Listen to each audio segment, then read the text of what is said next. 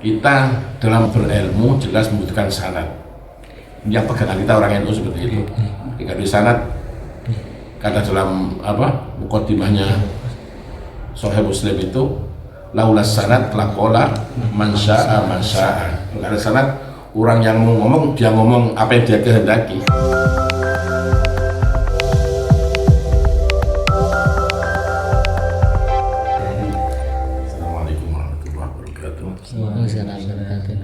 Bismillah wa syukurillah salatan wa salaman da'imin bismillah mabadah. Alhamdulillah, bersyukur kepada Allah Subhanahu wa taala. Bermuka dalam majelis yang utama, majelis ilmu, dan paling utamanya majelis. Semoga kita senantiasa ada dalam jalan yang diridhoi Allah Subhanahu wa taala. Salawat ma'asalam semoga terlimpah hadirat junjungan kita Nabi besar Muhammad SAW. Semoga kita mampu memanaskan diri menjadi umat beliau sehingga dengan kemudian termasuk min ahli syafaati. Saat ini memang fenomena orang hafal Al-Quran menganggap sudah segalanya. Dan kalau kita lihat dalam satu ayat dalam surat Al-Ankabut di awal juz 21, Allah dawuh bal huwa ayatum bayyinatum fi suduril ladzina utul ilm. Al-Quran itu adalah ayat yang jelas yang menempat dalam hatinya orang yang punya ilmu. Sehingga Quran yang muktabar adalah Quran yang menempat dalam hatinya orang yang punya ilmu. Di tafsir Sahih dikatakan ayyahfazunahu lafdzan wa ma'nan. Mereka itu menghafal Quran tidak lafaz, yaitu di lafaz dan makna. Itulah. Dan memang kalau kita melihat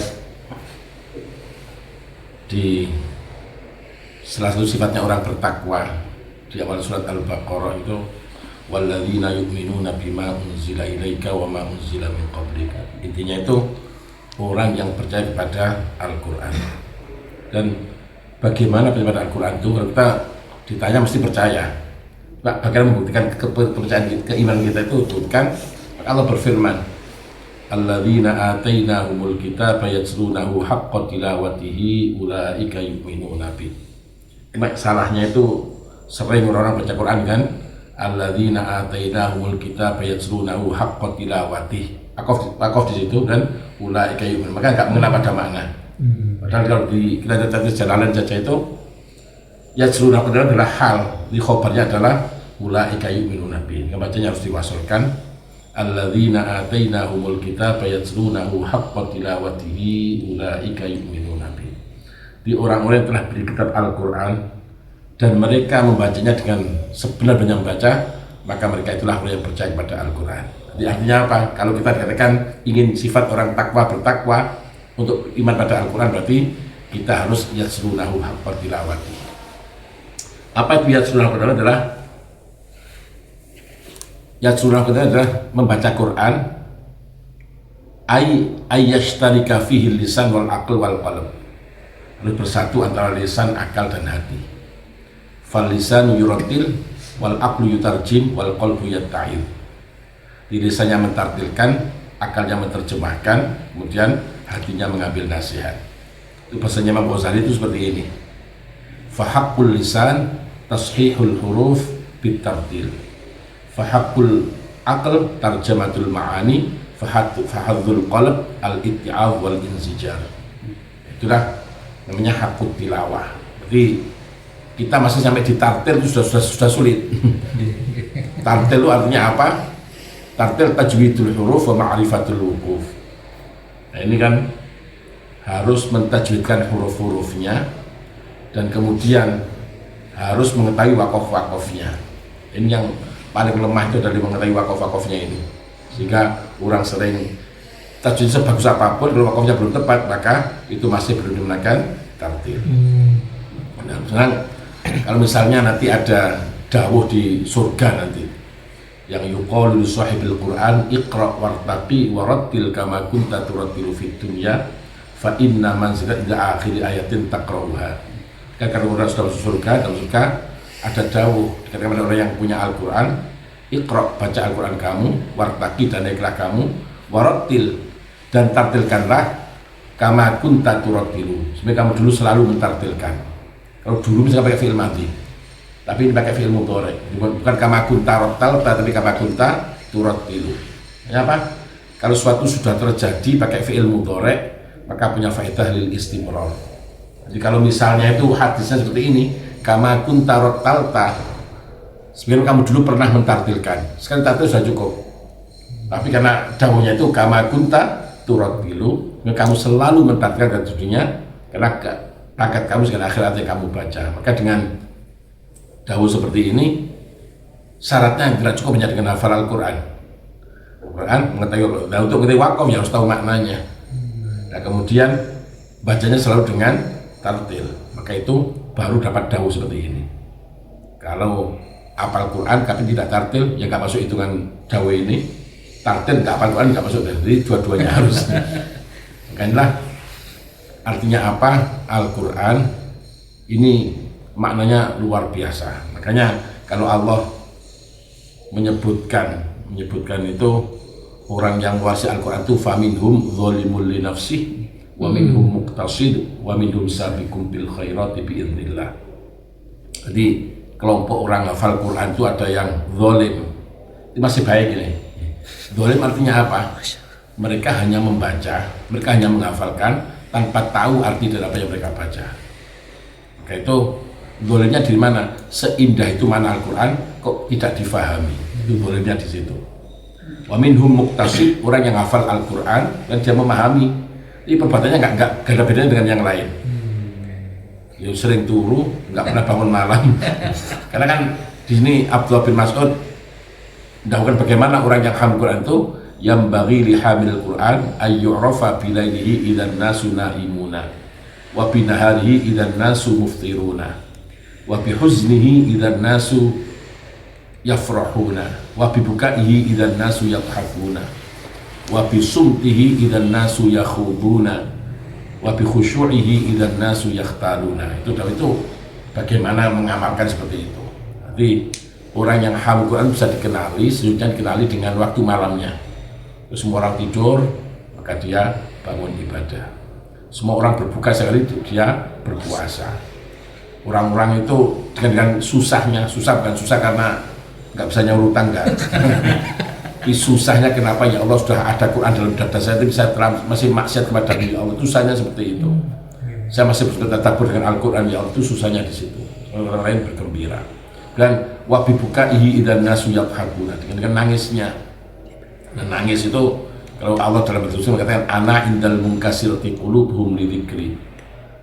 Kalau Nabi dawuh itu iqra'ul Quran fabku fa illam tabku fatabakau. Dibaca Quran kamu dalam nangis, kalau kamu nggak menangis, tangis-tangiskanlah. Karena Imam Ghazali kok bisa menangis, yang itu yang kamu tangisi. Karena berarti sudah kerasnya hati kamu. Maka orang tua itu sering mudah untuk menangis. Kemudian wa bisumtihi idzan nasu yakhuduna. Dengan diamnya kita seorang mengunjing. Zaman seperti sekarang ini yang digunjing sudah sangat-sangat rawan-rawan sekali, menjelekkan dan seterusnya. Maka orang hafal Quran itu sumti, kalau itu diam.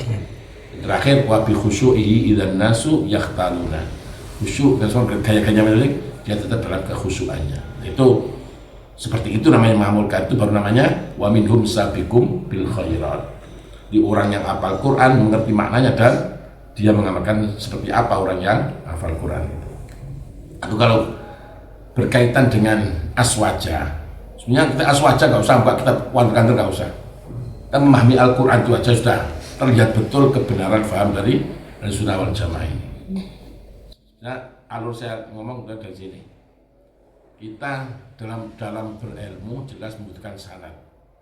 Yang pegangan kita orang NU seperti itu. Jika di sanad kata dalam muqaddimahnya Sahih Muslim itu laulas sanad laqala man syaa ma syaa. Kalau ada sanad orang yang mau ngomong dia ngomong apa yang dia kehendaki. Dikatakan Nabi saja itu bersanad. Ketika Nabi itu datang wahyu dari malaikat Jibril, Nabi kesusu karena khawatir kehilangan hafalannya itu, maka turun ayat la tuharrik bihi lisanaka litajala bihi. Jadi fa idza qara'nahu fattabi' qur'ana. Gitu. Jadi kamu jangan gerakkan lisan kamu untuk susu itu. Fa idza qara'na, kalau idza qara'a Jibril al-Qur'an ittabi' Qur'ana. Kalau Jibril sudah selesai, maka tirukan bacaannya. Kan sanad itu. Makanya dikatakan al-isnad minad din faladina liman la sanadana. Di pensanatan guru itu termasuk bagian dari agama, maka tidak ada agama bagi orang yang tidak punya sanad. Begitulah didahulukan lagi inna hadzal ilma dinun falyanzur ahadukum amman ya'khudhu dinah. Sesungguhnya ilmu adalah agama, maka hendaklah salah satu dari kamu melihat dari siapa untuk mengambil agamanya. Itu pentingnya itu kan sejarah sanad seperti ini. Ketika Nabi menyampaikan pada para sahabat semua ikut pada apa yang diajarkan oleh Rasulullah. Zaman berikutnya tabi'in sudah ada yang nyeleweng dari jalur sanad ini. Siapa? Mereka orang Rafidhah, dari orang Syiah itu. Nah, mereka apa? Tidak mau mengambil kecuali dari Ahlul Bait. Bahkan mereka itu mengatakan tidak ada sahabat yang baik. Jadi yang itu hakikatnya menghina Rasulullah. Di Rasul itu tidak mampu mendidik sahabat-sahabatnya. Itu. Ketoknya memuji Ahlul Bait, padahal mereka itu hakikatnya adalah menghina Rasulullah karena Rasul sosok yang tidak mampu mendidik para sahabat. Kalah dengan orang Yahudi dan Nasrani. Orang Yahudi ditanya siapa orang terbaik dari agama kamu? Ya orang yang dekat dengan Nabi Musa. Orang-orang Nasrani ditanya siapa orang paling baik dari agama kamu? Orang yang dekat dengan Nabi Isa. Siapa orang Rafidhah? Siapa orang paling jelek dari agama kamu? Yang dekat dengan Nabi Muhammad. Dengan sebenarnya seperti itu. Maka mereka sudah menyimpang dari jalur sanad ini. Nah kemudian berikutnya terus sampai sekedar Al-Qarnul Ashir ke-10 ada lagi baru menyimpang besar-besaran, dan itu dengan terprogram rapi, yaitu gerakan kembali pada Al-Quran dan Sunnah. Itu mereka sudah tidak mau menganggap orang sebelumnya sudah menyimpang dari Al-Quran dan Sunnah, tidak mau ikut jalur sanad lagi. Alhamdulillah kita masih tetap dalam jalur sanad ini. Nah ucapan mereka apa benar? Kembali pada Al-Quran dan Sunnah. Kayaknya kan wapi slogan ini. Kelihatannya bagus. Tapi kalau kita hayati yaitu penghinaan pada kaum-kaum dari as-salafun as-sholihun. Kan mereka sudah tidak mau lagi. Mereka mau kembali lagi, berarti mau memahami Al-Quran berbeda dengan pemahaman yang dipahami oleh orang sebelumnya. Itu kan sudah menyimpang dari jalur sanad lagi. Padahal apa benar kata mereka? Kalau Allah dawuh dalam surat An-Nahl itu wa nazzalna 'alaikal kitaba tibyanan likulli syai'. Tibyan kan bayan. Kalau bayan kan penjelasan. Kalau tibyan adalah bayanan syafian. Penjelasan yang komplit akan sesuatu. Kita mesti bertanya, Quran kan tibyanan likulli syai'. Dan Allah kan salat aja enggak ada. Suratnya apa saja enggak ada. Berapa rakaat masing-masing. Kemudian caranya seperti apa enggak ada. Ini kalau tibyan mestinya harus lengkap. Itulah dijelaskan memang tibyan. Sesuatu ada dalam Al-Quran maka kita dalam Al-Quran. Dan Al-Quran kalau nggak ada dalam Al-Quran bagaimana? Maka diihalahkan, dialihkan kepada hadis. Hadis Allah dawuh, wa ma atakumur rasulu fakhudhuhu wa ma nahakum anhu fantahu. Jadi Al-Quran sudah mengalihkan kepada dawuhnya Rasulullah. Lalu hadis pun kita bahas belum nemu bagaimana? Dijelaskan pada ijma'. Al-Quran sudah mengalahkan ijma' itu, wa may yattabi' ghayra sabilil mu'minina nuwallihi ma tawalla wa nuslihi jahannam. Kan harus pakai ijma'. Maka Nabi dawuh la tajtami'u ummati ala dhalalatin. Enggak akan mungkin umatku, imam-imamku itu berkumpul di dalam kesesatan. Nah, itu ijma'. Ijma' belum ada, akan ada qiyas. Fa'tabiru ya ulil absar. Seperti itu. Kau sudah mengalihkan, aku akan tibyanan. Kau kan tanya, kita beragama ikut pedomannya apa? Al-Quran, ya cukup. Nggak usah Al-Quran dan hadis, nggak usah. Al-Quran itu sudah, karena Al-Quran sudah menjelaskan penjelasan yang komplit. Atau kita jawab yang 4 tadi, Quran, hadis, ijma' dan ya. Nah, Quran, hadis itu nggak ada dalilnya. Nah itu kan kita memahami Al-Quran seperti itu. Kemudian kalau kita ada satu ayat, kalau mau memahami itu bagaimana orang sekarang yang terkuat sekarang kan ada paham Syiah, paham Wahabi yang paling kuat. Kalau Wahabi itu setiap apapun harus mencari apa dasar dari hadisnya Rasulullah. Kalau orang Syiah itu adalah membenci para sahabat. Kan satu ayat sudah menjawab mereka berdua. Kalau Allah dawuh was-sabiqunal awwaluna minal muhajirin wal ansari walladzina tabauhum bi ihsanin radhiyallahu anhum wa radu anhu wa atam jannatin tajri tahta al-anhar dzalikal fawzul 'adzim. Jadi Allah dawuh orang-orang yang dulu-dulu yang awal-awal masuk Islam dari sahabat muhajirin dan ansar, semua sahabat. Walladzina tabauhum, dan orang ikut pada mereka, bukan ikut pada Nabi. Orang ikut pada para sahabat as-sahabun itu radhiyallahu anhu. Jadi kalau misalnya sekarang kita ada tarawih 20 rakaat, mana hadisnya? Boleh hadis gak ketemu. Apa karo hadisnya? Maka kita cukup Sayyidina Umar itu tarawih dulu belum ada jamaah, yang jamaah adalah Sayyidina Umar dengan hitungan 20 rakaat. Ikut Umar radhiyallahu anhu, Allah pasti ridho dah. Kita enggak usah bingung-bingung. Kita ikut sahabat, maka Nabi dawuh ashabi kan nujum biman ihtadaitum ihtadaitum. Kamu ikut siapapun pasti kamu akan dapat hidayah. Atau alaikum bisunnati wa sunnatil khulafair rasyidin al-mahdiyyin. Itu jelas dari Rasulullah. Maka itu menjawab orang yang suka apapun mana hadisnya. Enggak bisa hadis. Itu walladzina tabauhum, bukan walladzina tabaun nabi. Orang ikut pada as-sabiqun maka radhiyallahu Allah itu pada mereka. Dan di sini yang kedua, kalau orang Syiah, kebetulan saya tuh pernah nyambangi wong Syiah itu. Tiap bagian upacara ngebui dodone itu. Jadi saya ikut lapor gitu. Yang mencaci maki. Dan di sini jelas ini wasabil awalun itu bukan sahabat sebenarnya, semua sahabat. Bahkan kalau kita lihat belajar mustalah hadis, kalau ada an rajulain minas sahabat tetap sahih hadis itu. Kayak rajulain minat tabi'in kan enggak sahih, tapi itu ada seorang dari sahabat yang meriwayatkan pada saya, itu sudah dianggap karena semua sahabat sudah diridhoi oleh Allah. Karena di sini kalau mereka mencaci sahabat ya, jalannya di mana dengan ayat ini? Itu kemudian amalan-amalan kita. Kan senengannya kita misalnya tawasul. Kita tawasul itu dikatakan mereka itu apa tawasul barang. Kan Allah itu dawuh wa idza sa'alaka ibadi anni fa inni qarib. Kalau hamba-hambaku bertanya tentang aku, maka katakan aku itu dekat.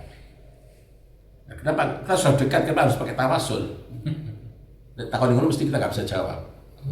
Padahal ini masih perlu ditafsiri. Ibadi itu siapa? Apa kita masuk ibadi ini yang dekat dengan Allah? Kan ditafsirkan surat Al-Furqan.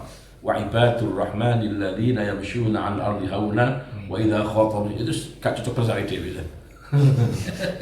Jadi ibadur rahman itu ya orang yang tawadhu terus menduduk, nggak pernah mendongakkan kepalanya. Kalau diomongin wong sing bro sing nyelek hati ngekan salama. Kata loro hati, namanya dhewe kan terus sing ngrasani digawano pecok. Jadi mereka itu malah mendoakan keselamatan pada orang yang menyakiti hatinya. Sing gak cocok lagi walladzina yabitu sujud wa qiyamah. Mereka semalaman itu sujud dan qiyam karena Allah. Nah, kita itu paling bangun tadi kan kamar mandi tidur lagi. Itu orang yang selalu tawadhu, yang mereka itu hatinya bersih, nggak pernah ada sakit dari siapapun. Orang yang semalaman ibadah itu masih dikatakan apa? Walladzina yaquluna rabbana srif 'anna adzab jahannam. Masih takut kepada Allah. Nah kita itu amalnya biasa tapi gak kali Medina Gusti Allah. Artinya itu dirontok panjang itu sampai wali yakul banget. Kita nggak cocok banget itu. Hanya apa? Kita masih jauh dari kata ibadah. Ini yang sering luput ya. Lafaz abdun, hamba. Itu kalau dijamakkan dengan wazan fi'alun, itu hamba yang baik, ibadun. Tapi kalau abdun dijamakkan dengan wazan fa'ilun, itu Tuhan hamba yang jelek. Innallaha laisa bidzallamin lil abid. Wa ibad, enggak usah wa ibadus sholih, enggak usah, ibad sudah baik. Makanya Allah dawuh itu fabashshir ibad alladzina yastami'una al-qaula fayattabi'una ahsana. Kata fabashshir ibadi as-sholihin, enggak usah. Fabashshir ibad sudah benar bagus. Itulah. Dan terus bagaimana? Secara konkret Al-Quran itu menunjukkan ada tawasul itu. Dua contoh saya lihat. Dua-duanya dalam Al-Quran. Ini contoh konkret, kita nggak usah ditafsiri jero-jero. Zahirnya ayat sudah terlihat. Apa itu? Ketika putra-putranya Nabi Yakub, mereka sudah merasa bersalah telah pernah menyiksa Nabi Yusuf sampai Nabi Yusuf menjadi Nabi, menjadi raja itu. Kemudian Nabi Yakub mengatakan, falamma anjal basyir al-Qur'an qala alam aqul lakum inni a'lamu minallahi ma la ta'lamun. Ketika saya mengatakan kepada kalian, saya itu tahu apa kalian tidak tahu. Jadi kan Nabi Yakub itu adalah seorang nabi. Nah, ketika tahu Nabi Yakub seorang nabi, mereka enggak istighfar. Pintar bukan Nabi Yakub ini. Mereka mengatakan, qalu ya abana astaghfir lana dzunubana inna kunna khati'in. Wih, bapak kami tolong istighfarkan kepada Allah. Istighfar sulitnya apa? Astagfirullahaladzim. Istighfar bukan hal yang sulit. Kenapa mereka enggak istighfar sendiri? Tapi mereka minta diistighfarkan oleh bapak. Kan mereka tahu bapaknya itu orang yang dekat dengan Allah, dan dengan itu akan diistighfar, diampuni betul oleh Allah. Dan betul sampai akhirnya mereka termasuk al-asbab, termasuk jalan dari para nabi, karena istighfarnya Nabi Yakub. Satu lagi contoh tawasul itu yang jelas ayatnya itu, kullama dakhala 'alaiha Zakaria al-mihraba wajada 'indaha rizqa qala ya Maryam anna laki hadha qalat huwa min 'indillah inna Allah yarzuqu man yasha'u bighairi hisab. Jadi Maryam itu dipelihara oleh Nabi Zakaria, dan taruh dalam sebuah mihrab, tidak ada satupun orang bisa masuk ke situ kecuali Nabi Zakaria. Dan sekali waktu Nabi Zakaria masuk ke ruangannya, ke mihrabnya Maryam ini, menemui banyak rezeki di situ. Jadi apa-apa yang tidak pada musimnya ada di situ. Dan Nabi Zakaria merasa tidak mengirimkan itu. Maka bertanya, ya Maryamu anna laki hadha. Maryam, ini semua kamu dapat dari mana? Maka Maryam jawab, qalat huwa min indillah. Ini langsung dari hambaan Allah. Loh, berarti di situ Nabi Zakaria tahu kalau Maryam adalah seorang waliyah, seorang kekasih Allah. Maka di ayat berikutnya Allah dawuh, hunalika da'a Zakaria rabbah. Hunalikanya penting. Maka di tempat itu, di tempat ada walinya Allah, Nabi Zakaria berdoa kepada Tuhannya. Loh, Nabi gelem tawasul. Nggak mau tawasul, luwi nang Nabi. Nah, ini Nabi Zakaria mau bertawasul, karena tahu ponaknya adalah seorang wali, maka beliau berdoa di tempat itu ada walinya Allah. Sekarang yang dianggap khurafat lagi, jimat-jimat. Wong NU itu kan khurafat, tahayul. Jimat apa enggak ada? Ada dalam Al-Quran. Ada dua ayat. Ikan yuk wonten jimat. Itu satu Nabi Yusuf. Lagi ketika Nabi Yusuf itu saudaranya datang mengkabari kalau bapaknya itu buta, bisa melihat. Maka Nabi Yusuf mengatakan pada saudaranya, idhabu biqomisi hadza fa'alqu ala wajhi abi basira. Ini kamu bawa komis saya ini, nanti sudah nyampe bapak, taruh di mukanya. Bukan jimatan itu. Kamu gak cukup tunggu Nabi Yusuf, ya Allah sembuhkan bapak saya seperti itu. Tapi mengatakan idhabu biqomisi hadza fa'alquhu ala wajhi abi. Jadi bawa komis saya nanti pulang, nanti seperti bapak taruh di wajahnya. Maka fartadda basira, maka spontan akan bisa melihat. Itu kan kayak jimat Nabi Yusuf. Ada jimat itu haram, berarti Nabi Yusuf ya. Terus jimat itu musyrik, Nabi musyrik. Ada lagi ketika Nabi zaman Nabi Syamwil atau raja itu yang di alam terlima Bani Israil Bani Musa, mereka minta bukti kalau Talut itu ditunjuk Allah menjadi pemimpin mereka, maka mereka minta tanda. Maka Allah dawuh wa qala nabiyum, saya mengatakan inna ayat yang mutabutu fi sakinatum min rabbikum wa baqiyatum mimma taraka Musa wa ali Haruna tahmulul malaika. Termasuk tanda kalau ini ditunjuk untuk pemimpin kalian, ada akan muncul tabut atau kotak dari langit yang di dalamnya ada baqiyatum mimma taraka alu Musa wa alu Harun. Al kan diartikan Musa dan Harun. Kalau tinggal-tinggalan Nabi Musa dalam kota itu, maka kota dibentuk perang, maka akan bisa membunuh Jalut pakai jimat ini. Yang ada lagi ceritanya Nabi Sulaiman itu ketika memindah istananya Bilqis itu dikatakan Qalahu indahu min ilmi ana atu qabla ayyar tatta ilaika tarfu. Kan sakti seperti ini. Kalau Ifrit mampu memindah sebelum kamu bangkit dari kamu, maka orang yang punya ilmu namanya siapa itu? Asif. Itu mengatakan saya bisa memindah sebelum kamu mengedipkan mata kamu. Nah, itu bukan khurafat Quran ini ya benar. Itu termasuk amalan-amalan. Contohnya lagi kalau kita itu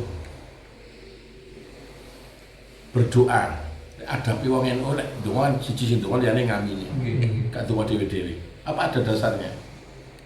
Ya ono deh. Di surat Yunus ya. Ketika Nabi Musa wa qala Musa rabbana innaka ataita fir'auna wa mala'u. Wa qala Musa, yang ngomong siapa ini? Nabi Musa. Berapa orang? Satu orang. Tapi akhirnya Allah qala qad ujibat da'watukuma. Maka telah diijabahi doa kamu berdua. Loh, kan berdua tadi cuma satu. Maka itu artinya apa? Nabi Musa berdoa, Nabi Harun mengamini doanya berdoa. Maka qala ujibat da'watukum. Maksudnya ngomong wa qala Musa rabbana innaka ataita fir'auna, kan yang ngomong cuma Nabi Musa, tapi Allah tahu qala qad ujibat da'watukum. Ini adabnya seperti itu. Satu berdoa, yang lain mengamini, semua yang amini dianggap semua berdoa. Itu termasuk amalan-amalan yang kita langsung nggak usah tafsiri, jadi dohirnya ayat itu sudah menggambarkan. Jadi kalau kita memahami yang seperti ini, untuk aswajaan pun ini mampu mendalami Al-Quran. Jadi kita akan menemukan bahwa apapun yang tinggal para ulama kita, para ulama-ulama as-salafun as-sholihun adalah tidak ada yang menyimpang dari Al-Quran dan hadis. Mungkin itu. Menarik ya. Kalau Al-Quran itu lafzan wa ma'nan, dan manusia yang menyikapi Al-Quran itu terklasifikasi menjadi 3 golongan. Summa awrasna al-kitaba alladhina ashtafayna min ibadina faminhum zalimun li nafsihi wa minhum muqtasid wa minhum sabiqun bil khairati bi idznillah. Ya, kalau melihat fenomena ya di masyarakat gitu, ya, saat ini banyak sekali para penghafal Al-Quran. Ya, namun tadi untuk bisa mencapai klasifikasi tertinggi sepertinya kok sulit sekali.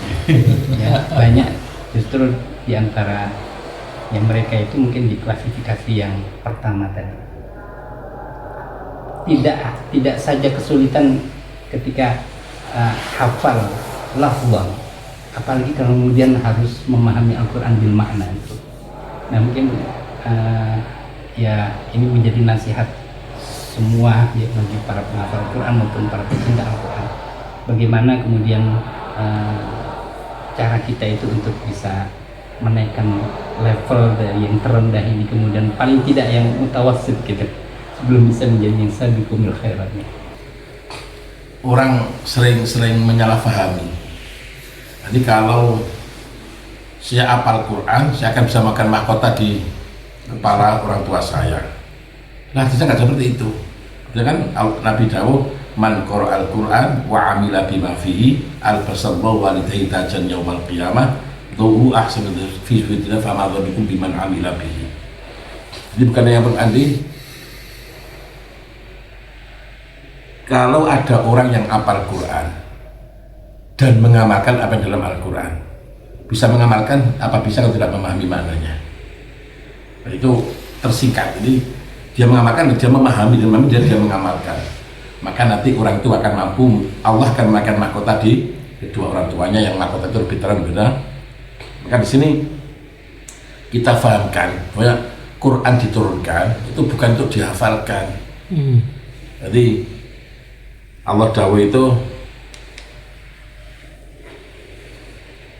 di surat Shad, apa ayat ini? Tidak hafal.